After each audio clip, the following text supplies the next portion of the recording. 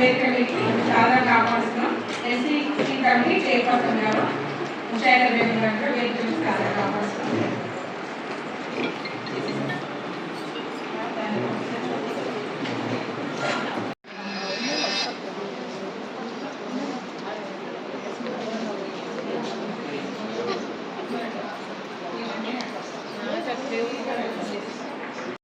Additional collector గారు వేదికలకి సాధారణ ఆహ్వానిస్తున్నాం sir. Additional collector Mohan Rao sir revenue గారిని వేదికలకి సాధారణంగా పాల్గొనగా కోరుతున్నాం మేడం.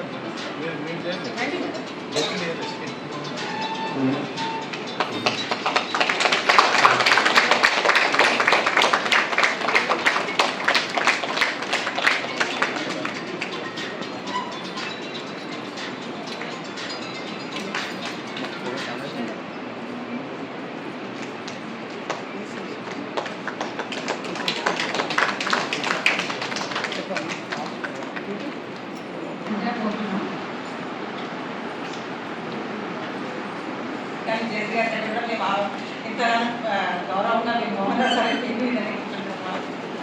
మరి ఇక్కడ హాజరైన ప్రతి ఒక్కరికి నా కొలీగ్స్తో సహా అందరికి కూడా గుడ్ మార్నింగ్. ఈ సెక్షువల్ హరాస్మెంట్ మీద పోస్ట్ యాక్ట్ 2013లో ఈ యాక్ట్ని మనము మన అందరిలోకి వచ్చింది, అమలుపరచడం జరుగుతుంది. మరి ముఖ్యంగా చదువుకోవడానికి జీవించడానికి ఇతర యాక్ట్స్ ఎన్నో ఉన్నా కూడా ఈ యాక్ట్ గురించి కూడా అసలు ఎవరు ఎక్కువగా ముందుగా పట్టించుకోలేదు. అసలు పని చేస్తున్న మహిళ ఎప్పుడైతే మనకు కుటుంబంలో ఆర్థికంగా చేదోడువాదోడుగా భర్తతో పాటుగా మహిళ పని చేయడానికి వెళ్ళిందో అప్పటి నుంచి ఆలోచిస్తే వాళ్ళ యొక్క మేలు గురించి, వాళ్ళ యొక్క భావముల గురించి, వాళ్ళ యొక్క రక్షణ సంరక్షణ గురించి ఆలోచించి ఈ యాక్ట్ అనేది 2013లో మనకు స్టార్ట్ అయింది. ఇది మెయిన్ ముఖ్యంగా పని ప్రదేశంలో ఇబ్బందులు ఎదుర్కొంటున్న మహిళలకు బాసటగా నిలిచింది యాక్ట్. దాని గురించి ఈరోజు మీ అందరికీ కూడా తెలియజేస్తే ఇబ్బందులు ఎదురైనప్పుడు మహిళలు ఏ విధంగా అప్రోచ్ కావాలి, ఎవరిని అప్రోచ్ కావాలి, ఎవరు వాళ్ళకి సపోర్ట్ ఇస్తారు, ఈ విషయాలన్నింటినీ కూడా ఈరోజు మనము ఈ అవేర్నెస్ పని ప్రదేశంలో మహిళలపై లైంగిక వేధింపులని యొక్క పరిష్కారం గురించి ఆలోచించే ఈ అవగాహన సదస్సులో అన్ని విషయాన్ని కూడా మనం ఇక్కడ చర్చించుకోబోతున్నాం. మరి ఈ విషయాలన్నీ కూడా మన మేడం వాళ్ళ ద్వారా చేస్తారు. వాళ్ళు అందరూ పెద్దలకు మనకు దిశానిర్దేశం చేస్తారు కాబట్టి అవేర్నెస్ ప్రతి ఒక్కరు కూడా వినియోగించుకోగలరు, తమరు ఇబ్బంది పడుకోకుండా ముందుకు నడవాలి. Thank you. ఈ సమావేశానికి చేసినటువంటి అందరికీ నా నమస్కారం. ఈ సమావేశానికి చేసినటువంటి ఏజెన్సీ సెక్రటరీ మేడంకి, అదేవిధంగా జేసీ గారికి, అదేవిధంగా గీరదేవ్ మేడంకి, తర్వాత వివిధ డిపార్ట్మెంట్ల నుంచి పోస్టాలకు సంబంధించి చేసినటువంటి అందరికీ నమస్కారము. నా పేరు ముషాయిదా, నేను అడిషనల్ డిఆర్డీఓ వర్క్ చేస్తున్నాను. Sexual harassment in work place అంటే మన పని ప్రదేశంలో ఎలా మసలుకోవాలి ఆ విషయాలన్నీ కూడా అంటే క్షుణ్ణంగా మేడం ఇప్పుడు చెప్తారు. మన ఏజెన్సీ సెక్రటరీ మేడం క్లియర్గా చెప్తారు. మనకు అన్ని ఇంటర్నల్ కంప్లైంట్ కమిటీ ఉండాలి, తర్వాత డిస్ట్రిక్ట్లో లోకల్ కంప్లైంట్ కమిటీ ఉండాలి.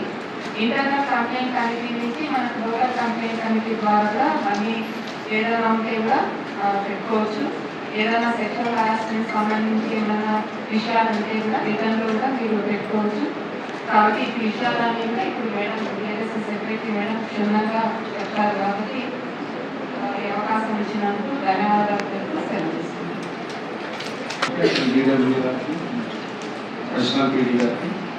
ముఖ్యంగా ఈ చట్టం ఉద్దేశం ఏంటంటే మన సమాజంలో ఉన్న రుగ్మతలలో ఉగాన్ని ఇంట్రీట్ చేయడం అనేది మొదటి నుంచి ఉన్నది. మరీ ముఖ్యంగా ఈ వర్క్ ప్లేసెస్లో రకరకాల వేదికలు ఉంటాయి. అది కనపడని తర్వాత సైకిల్ రూపంలో, మాటల రూపంలో, తర్వాత ఫిజికల్ కాంటాక్ట్ ద్వారా ఇట్లా ఇవన్నీ ఉంటాయి. కాబట్టి అవి అనుభవించే వాళ్ళకి తెలుస్తుంది. కొంతమంది చెప్పుకోలేరు కాబట్టి మనకి ప్రతి వర్క్ ప్లేస్లో కూడా కమిటీలు ఫామ్ చేశారు. మీకు ఏదైనా ఇబ్బంది ఉన్నట్లయితే ఆ కమిటీలకి కంప్లైంట్ చేసి ద్వారా విచారణ చేసిన తర్వాత వాళ్ళ మీద యాక్షన్ తీసుకోవడానికి అవకాశం ఉంటుంది. కాబట్టి ఎవరు ఏ రకమైన ఇబ్బందులు గురైనా కానీ అవన్నింటినీ కూడా మీరు ఆ కమిటీ మీ డిపార్ట్మెంటల్ స్థాయి లేకపోతే కలెక్టరేట్ స్థాయి డిస్ట్రిక్ట్ లెవెల్ స్థాయిలోకి వచ్చి కంప్లీట్ చేసుకున్నట్టయితే న్యాయం జరుగుతుంది. ఇట్లా మీరు ధైర్యంగా ముందుకు వచ్చి చేసినట్లయితే ఇట్లాంటి ఇబ్బందులు పెట్టేవాళ్ళు వాళ్ళకి శిక్ష పడుతుంది. కాబట్టి కాలక్రమేణా దీని మీద అవగాహన పెరుగుతుంది. అట్లా దురుద్దేశాలు ఉన్నవాళ్ళు కూడా వాళ్ళు రిట్రీట్ అవుతారు. సో ఈ చట్టాన్ని వినియోగించుకోవాలి, నిర్భయంగా ముందుకు రావాలని కోరుకుంటూ నాకు ఈ అవకాశం ఇచ్చినందుకు ధన్యవాదాలు. Thank you sir.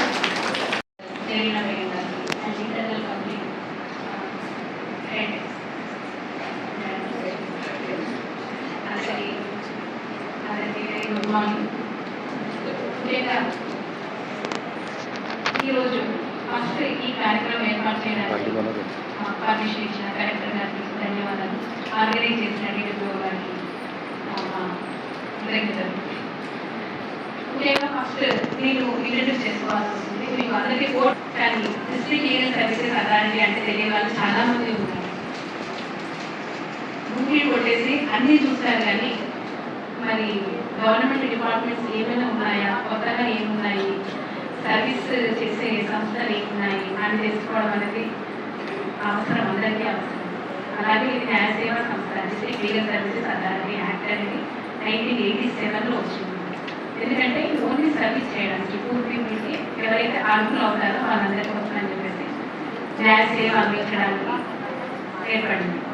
అలాగే ఇంకొక డ్యూటీ ఏంటంటే అవేర్నెస్ ప్రోగ్రామ్స్ కండక్ట్ చేయాలి. అంటే ఏదైనా సరే యాక్ట్ మీద కానీ జనరల్గా ఎప్పటికప్పుడు మనకి కొత్త కొత్త సమస్యలు వస్తూ ఉంటాయి కాబట్టి జనరేషన్ మారే కొద్దీ కొత్త కొత్తగా నేరాలు కూడా వస్తున్నాయి కాబట్టి మరి వీటన్నిటికీ కూడా పరిష్కారంగా ఒక చట్టం అనేది వస్తుంది. మరి ఆ చట్టం గురించి తెలియాలి అంటే అందరికీ తెలుసుకోవాల్సిన అవసరం లేదు కాబట్టి బేసిక్స్ అనేది చెప్పడానికి మేము ఇలాంటి కార్యక్రమాలు తీసుకుంటాము.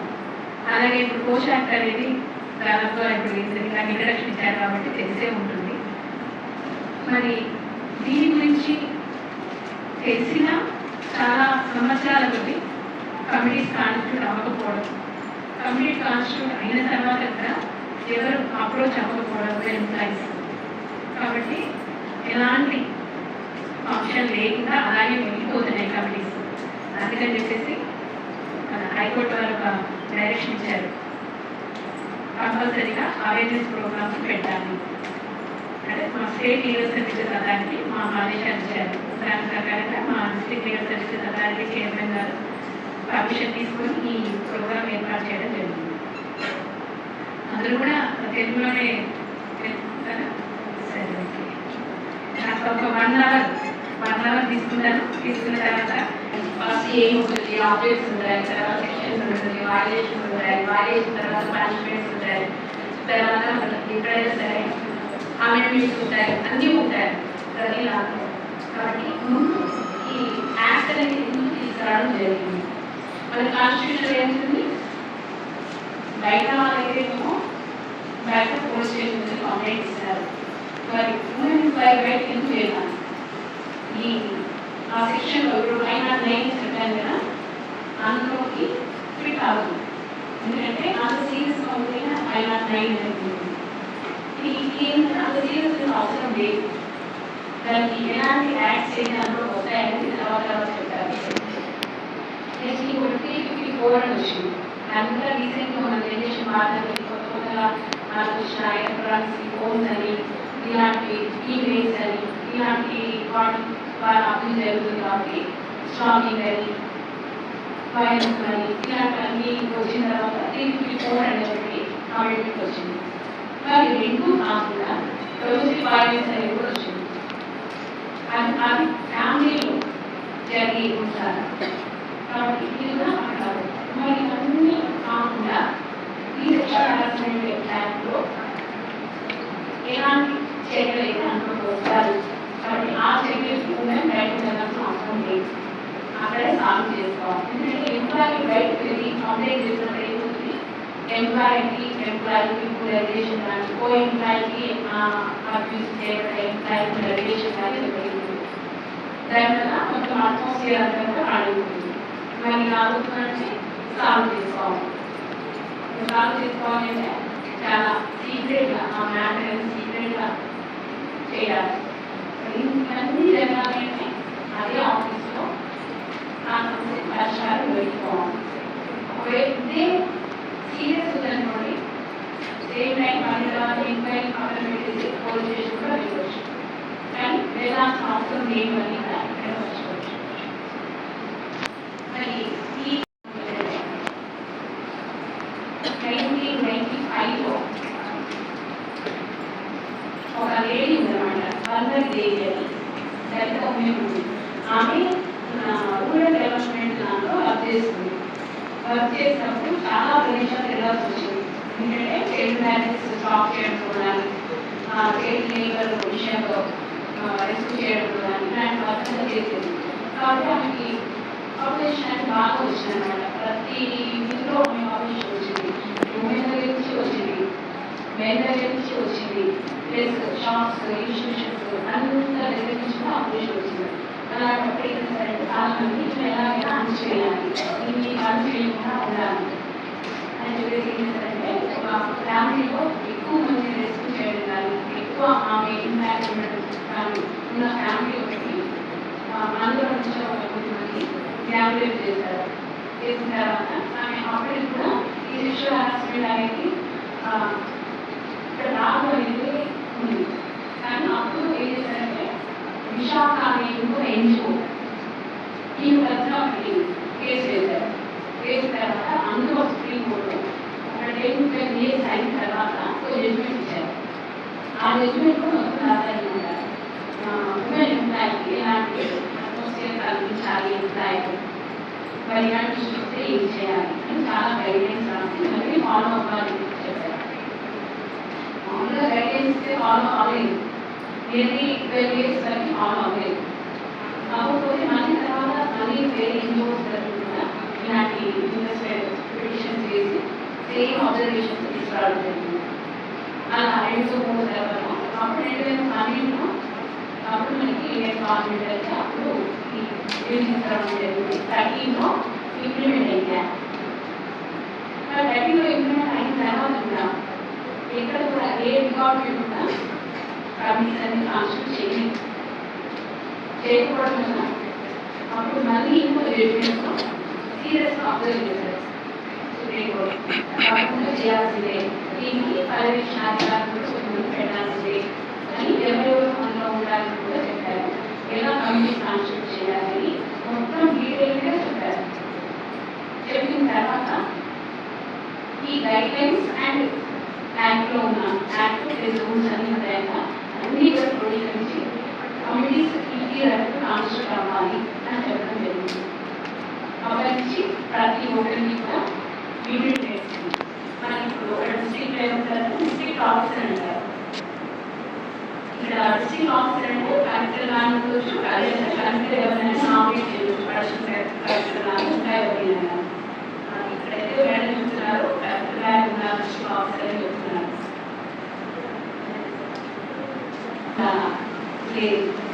ఎంప్లాయీస్ ఎక్కడైనా సరే ఎంప్లాయీ రోల్లో శాలరీ తీసుకుంటూ రెమ్యునరేషన్ తీసుకుంటూ స్టడీ చేసినప్పుడు అందులో ఒక ఎంప్లాయీస్లో వస్తారు. ఇప్పుడు ఏమంటే ప్రైవేట్ ఇన్స్టిట్యూషన్ అయినా సరే రికగ్నిషన్ ఉన్నాయి, ఏదైనా సరే రిజిస్టర్డ్ అయింది వాటికి రికగ్నిషన్ ఉన్న ఏదైనా సరే అందులో అనేది ఎంప్లాయీస్ దీనిలో వస్తారు. మరి ఇందులో ఉమెన్ ఏమంటా అంటే యాక్టివ్ ఉమెన్ అంటారు. ఉమెన్ అనుకుంటే ఎవరైతే అబ్యూజ్ అవ్వడం కదా యాక్టివ్ ఉమెన్ అంటారు. ముందు ఒక ఇన్సిడెంట్ ఏదైనా జరిగినప్పుడు యాక్టివ్ ఉమెన్ అండ్ అనుష లేదా అని హాస్పిటల్ చూడాల్సి వస్తుంది. అది ముందు కమిటీస్ కాన్స్టిట్యూట్ చేయాలన్నప్పుడు డిస్ట్రిక్ట్ ఆఫీసర్ గారు మెయిన్ ఎక్కడెక్కడైతే మనకి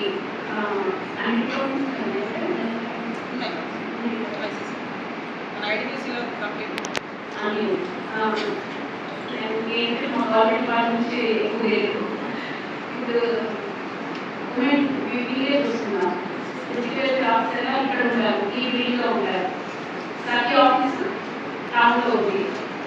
మరి ఆ తర్వాత ఏమవుతుంది అన్నా వీళ్ళకి సంబంధించిన అయింది కాబట్టి ఇక్కడ లోకల్ గవర్నమెంట్ కమిటీ ఉండాలి. మనం ఉండాలి అక్కడ విషయాలు ఇక్కడ వస్తున్నాయనేది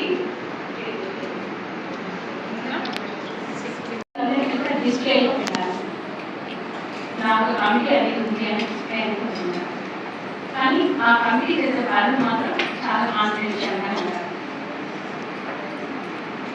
ఒక కంప్లైంట్ అనేది ఇవ్వాలనుకున్నప్పుడు ఆ అబ్యూస్ గురైన మేమే ఇవ్వాల్సిన పని లేదు. ఎవరైనా ఇవ్వచ్చు, పోయేలా ఇవ్వచ్చు, లేదంటే రిలేటివ్ ఇవ్వచ్చు, అయినా సరే ఇవ్వచ్చు. మరి ఇచ్చిన తర్వాత నెక్స్ట్ కమిటీ ఏం పని చేయాలి అంటే ముందు దాని జెన్యున్ కంప్లైంట్ కాదనిసి ఫస్ట్ ఇనీషియల్ ఎంక్వైరీ చేయాలి. ఇనీషియల్ ఎంక్వైరీలో ఓన్లీ కంప్లైంట్ సాక్ష్యం మాత్రమే ఉంటుంది. ఆ సాక్ష్యాలు తీసుకున్న తర్వాత ప్రైమ్ కేసు అంటాం కదా, ఏదైనా సరే ఒక పోలీస్ అయినా సరే ఒక కేసు పెట్టాలంటే చేయాల్సినంత పని లేదు. జస్ట్ కొంచెం కనిపిస్తే చాలా మంది ఉంటారు పోలీసు. ఇక్కడ అంటే కొంచెం ప్రైమ్ కేసు ఉంది అని అంటే తీసుకోవచ్చు, దాన్ని కంప్లైంట్ రిజిస్టర్ చేసుకోవచ్చు. రిజిస్టర్ చేసుకున్న తర్వాత మళ్ళీ ఆ అబ్యూస్ అని అడ్రస్ అంటే మన లోపల అక్కడే ఉంటారు. ఓకే, ఇక్కడ ఇంకొక మాట, ఇక్కడ అక్కడ రెస్పాండెంట్ అంట, ఆ రెస్పాండెంట్ ఆఫీస్లోనే పనిచేయాల్సిన అవసరం లేదు. కొంచెం ఏముంటుంది, ప్రతి ఆఫీస్ కూడా మన పబ్లిక్ వస్తూనే ఉంటారు. ఒక్కొక్క డిపార్ట్మెంట్కి ఒక్కొక్క టైప్ ఆఫ్ వర్క్ ఉంటుంది. ఆ వర్క్ విషయంలో బయట నుంచి మన దగ్గరికి వస్తూ ఉంటారు. మరి వాళ్ళ ద్వారా జరిగిన అది అభివృద్ధి ఉంటుంది. ఎల్ఐసి ఆఫీస్ ఉంది, ఎల్ఐసి ఆఫీస్లో వస్తారు, ప్రీమియం కట్టే వాళ్ళు వస్తారు, ఏజెంట్స్ వస్తారు, రకరకాల వాళ్ళు వస్తారు. ఇప్పుడు వీళ్ళకి కూడా అంతే. రెవెన్యూ డిపార్ట్మెంట్ ఉంది, ఎంతమంది వస్తారు, చాలా మంది రైతులు వస్తారు, మధ్యలో మీడియేటర్స్ వస్తారు, టైలరింగ్ చేసే వాళ్ళు వస్తారు, వాళ్ళ తరఫున వర్క్ చేసే వాళ్ళు వస్తారు, వర్క్ చేయించే వాళ్ళు వస్తారు, రకరకాల వ్యక్తులు వస్తారు. కాబట్టి ఎంప్లాయీకి వర్క్ ప్లేస్లో జరిగిన అబ్యూస్ అనేది దీంట్లో మనకి అబ్యూస్ కింద తీసుకోవచ్చు, అగ్రేడ్ అని అనవచ్చు. ఇంకొకటి, ఇప్పుడు పనిచేస్తున్న ఆఫీసే కాకుండా ఇప్పుడు ఒక ఎంప్లాయీ ఉన్నారు, ఇప్పుడు మేడం ఉన్నారు, మేడం ఆఫీస్లోనే కూర్చోవాలి కదా, ఫీల్డ్ వర్క్ ఉంటుంది, బయట రకరకాల క్యాంప్స్ వెళ్తుంటారు, డిపార్ట్మెంట్స్కి వెళ్తుంటారు. మరి వెళ్ళేటప్పుడు ట్రాన్స్పోర్టేషన్ కూడా వర్క్ ప్లేస్ అవుతుంది, అక్కడ కూడా ఎలాంటి జరిగినా అబ్యూజ్ అవుతుంది. ప్లస్ ఒక ప్లేస్ వెళ్ళిన తర్వాత అక్కడ ఏదైనా వర్క్ చేస్తారు కదా, అది కూడా ఎక్స్టెండెడ్ వర్క్ ప్లేస్ అవుతుంది. కాబట్టి ఇవన్నీ కూడా మనకి వర్క్ ప్లేస్ కిందనే తీసుకోవచ్చు. సపోజ్ ఇప్పుడు ఎన్జిఓ అన్నాం కదా, మరి ఎన్జిఓ వాళ్ళు ఎంప్లాయ్ అవుతారా? అవ్వడానికి కూడా అనలేదు, అది కూడా ఒక రిజిస్టర్డ్ ఇది ఉంటుంది. ప్లస్ వాళ్ళ ఆఫీస్ కూడా ఎవరైనా రావచ్చు, అంతే కదా, సర్వీస్ మోడల్లో ఉంటారు వాళ్ళు. కాబట్టి ఎప్పుడైనా సరే రిజిస్టర్డ్ అయ్యి ఒక ఈవెన్ డొమెస్టిక్ వర్కర్ కూడా ఎంప్లాయ్ చెప్తున్నారు, అబ్యూస్ ఇంట్లో అబ్యూస్ అని చెప్తున్నారు. కానీ ఒకటి ఏంటంటే అక్కడ మనకి ఇంటర్నల్ కమిటీ ఎక్కడ ఉంది అని క్వశ్చన్ వస్తుంది.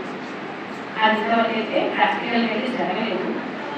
ఒక ఇంట్లో వర్క్ చేసే డొమెస్టిక్ వర్కర్కి అబ్యూస్ అనేది జరిగినప్పుడు అది సెక్షువల్ అబ్యూస్ వస్తుంది అంటున్నారు. లోకల్ ఏరియా కంప్లైంట్ చేసుకోవచ్చు అంటున్నారు. కానీ అక్కడ లోకల్ ఏరియా అనేది ఇంతవరకు రాలేదు. దీని తర్వాత మళ్ళీ ముందు ముందు వస్తాయి.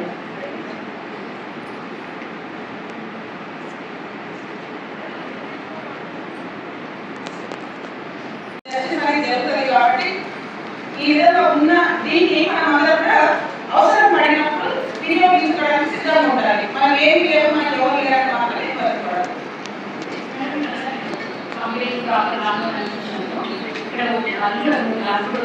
కంప్లైంట్ అనేవి complaint initial treatment no action.